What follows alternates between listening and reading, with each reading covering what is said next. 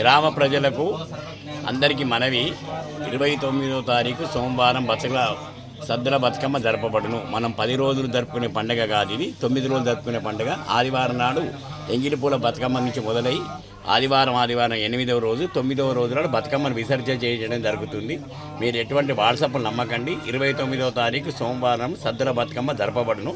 2వ తారీఖు దసరా మహోత్సవం జరపబడును. ఎటువంటిది ఏది నమ్మకూడదు. మీరు 29వ రోజు నాడు ఇది లోకాచారం. ఒక దగ్గర 7 రోజులు జరుపుకుంటారు, ఒక దగ్గర 9 రోజులు జరుపుకుంటారు. ఇది మన తెలంగాణ జరిగేటువంటి పెద్ద పండుగ.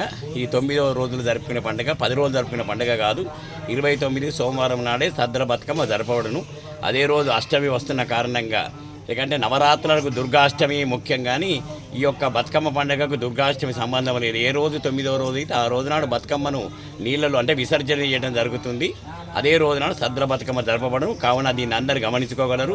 పెద్ద ఎత్తున మీరు సోమవారం నాడే బతుకమ్మ పండుగను నిర్విఘ్నంగా జరుపుకోండి అని చెప్పి మిమ్మల్ని అందరినీ కూడా సుఖశాంతులతో ఆయురాగ్యాలతో ఉండాలని చెప్పి మీ అయ్యగారు దీవిస్తున్నాడు. శుభం భవతు.